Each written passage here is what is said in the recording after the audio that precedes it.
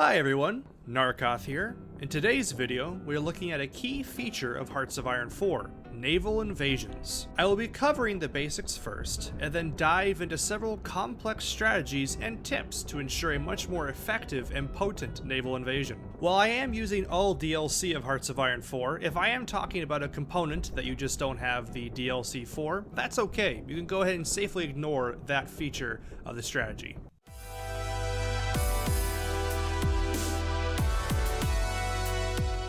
When divisions are performing a naval invasion, they often incur a rather large penalty because they're performing an amphibious assault. Right here we see that our invading divisions are suffering a massive 54.10% penalty towards both their attack and their breakthrough. As one can see, this can take a very capable and strong division to practically worth almost nothing with those massive penalties, not to mention other penalties that are often associated with attacks.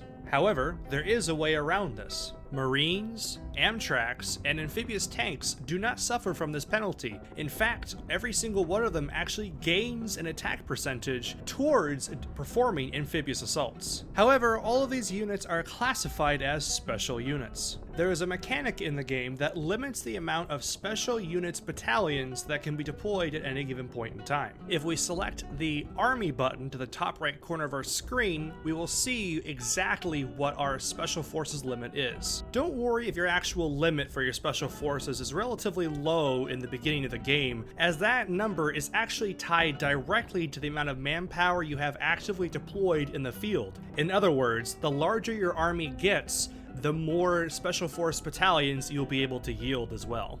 Now that we know exactly what kind of units we should probably be using in our naval invasions, let's examine how to actually execute a naval invasion. To begin planning a naval invasion, all you have to do is select some divisions that belong to a leader, and then select the Naval Invasion button. Once you have that selected, go ahead and select the port with which you want your troops to attack from, and then select the actual province you want them to navally invade. However, there is a limit in the game towards how many divisions can be actively allocated towards naval invasion plans. To see this limit, all you have to do is select the Navy button to the top right corner of your screen, and from there it will tell you what your active limit is for how many divisions you can have allocated towards naval invasions. However, this limit can be raised from certain technologies within the research tree. Now that our divisions are assigned to their naval invasion plans, it is very important to note that if you hover over the actual leader that they are attached to, it will say exactly how many preparation days they need before you actually be able to execute the naval invasion. This number is dependent upon the amount of divisions actually allocated towards that naval invasion. For example, one division may only be like 3 to 5 days, while 10 divisions will be much longer. However, you will also need naval supremacy to a certain percentage in every single sea region that invasion force is going to traverse through.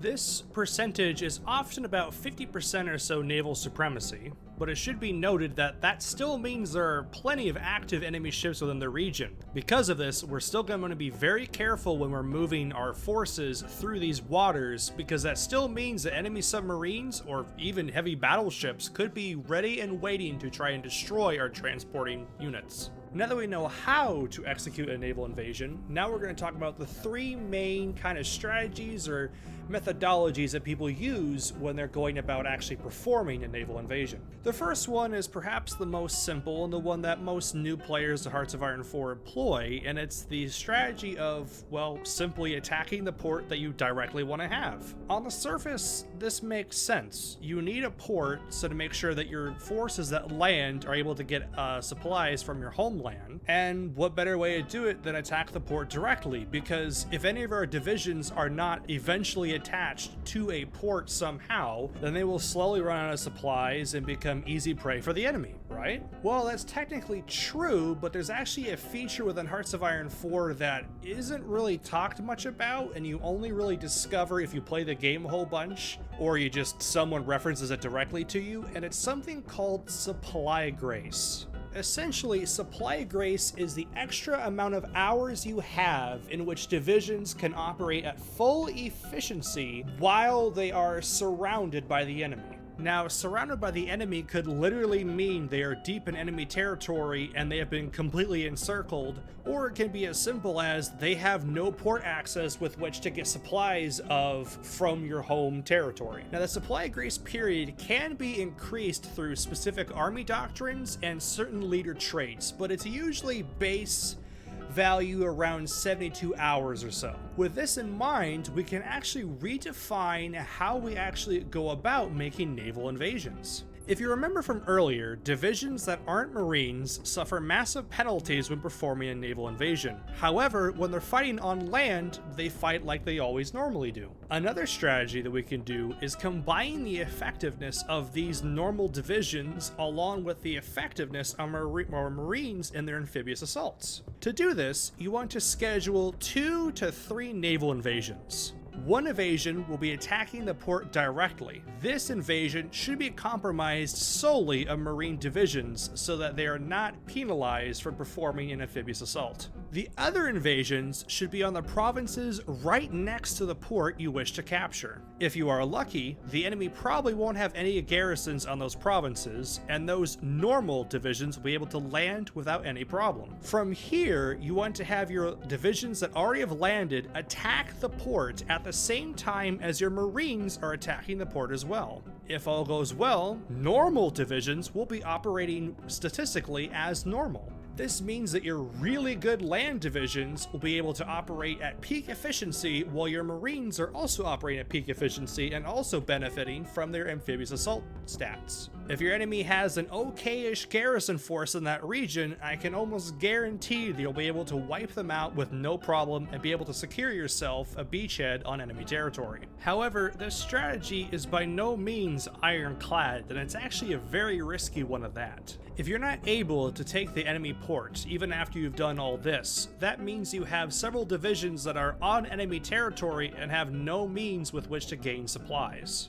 Since they've already been in combat with the enemy for probably a day or so, or maybe even 3, your supply grace period is probably up on those units too. That means those units are going to start suffering from very bad attrition. We're talking about, it slowly ramps up, but to about like negative 20% attrition. What's even worse is that if they actually get into combat with the enemy, they're going to be suffering from a whole new problem, and that's called out of supply, which takes a bunch of their stats and negates them by 30%. This essentially means that your landed divisions are pretty much free game for the enemy, as the enemy can just sit there and wait until those divisions completely run out of supplies or organization and literally can be absolutely destroyed within like 1 hour of fighting if they wait long enough. Combine this with the fact that you may have landed some armor divisions or maybe even 10 divisions worth on those provinces, and you're looking at massive casualty rates. Something else to consider is that when you're attacking this port, nothing really stops the enemy from being able to send in divisions to also further reinforce that port if you leave a couple of provinces open for the enemy to actively move about in to reach the port. This fact is often the reason why most naval invasions fail, as the enemy simply grabs a motorized division from a couple of provinces away, throws it in there to defend the port, and before you know it, you got a bunch of units surrounded by enemy territory.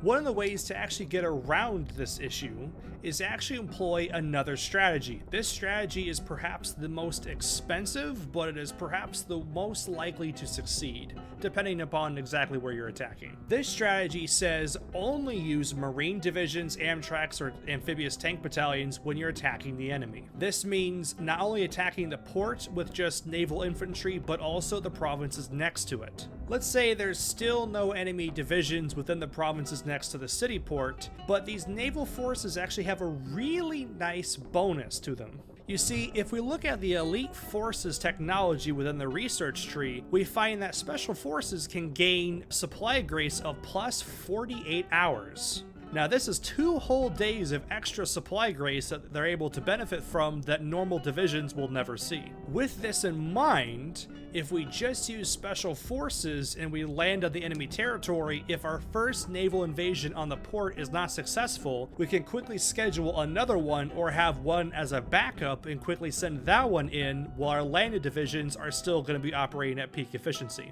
This will give us a little bit more wiggle room in case if things go awry.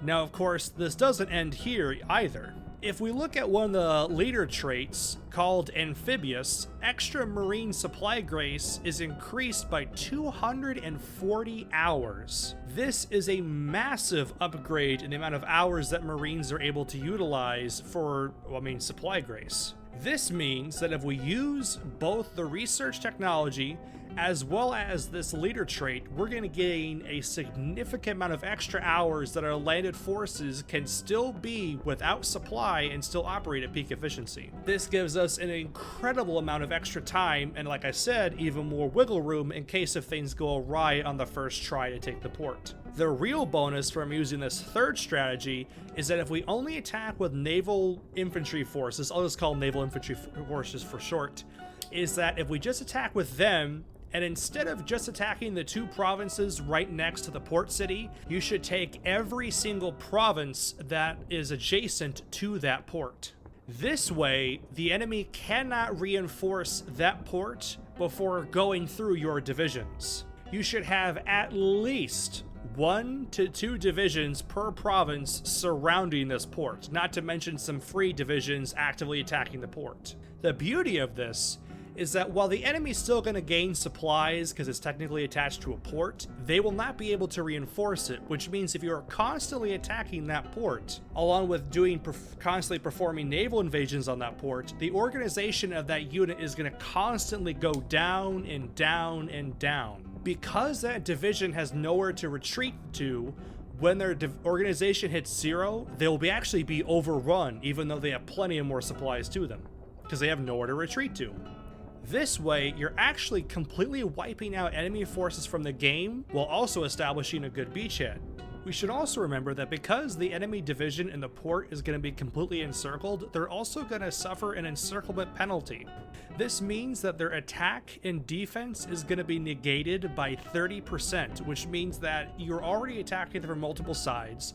They have no way to gain organization back, and their stats are going to be severely reduced. If all of this goes well and goes according to plan, those divisions in that port really don't stand a chance. Some final things to keep in your back pocket whenever you're performing a naval invasion is that it's extremely likely, especially in multiplayer, that the enemy is going to build a bunch of naval forts all along its coastline, at least a level 1, but probably a little bit of higher levels when you're actual port provinces. And this is because each naval fort provides a negative 15% attack debuff to the attacking naval invasion forces. As one can imagine, if that fort level goes up to level 5, you're not going to take that province no matter how hard you try. The only real way of reducing this fort level is to bomb it through either tactical bombers or strategic bombers, and with continual bombardment and as long as your bombers stay alive in the sky, those fort levels will temporarily be reduced to rubble.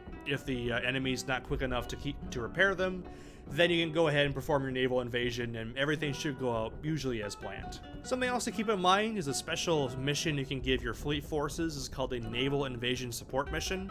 And essentially what this mission does is that it will support any naval invasions you are executing in the regions it is assigned to. Essentially, any fleet on this mission will escort any transporting units from the port they are starting from to their target location. Once your divisions have reached the target location they're actively trying to take the province, the fleet that has been escorting them all the way will actually start bombarding the target location. This bombardment will provide a rather significant debuff towards the enemy called, obviously, naval shore bombardment, which will reduce the garrison stats there rather significantly.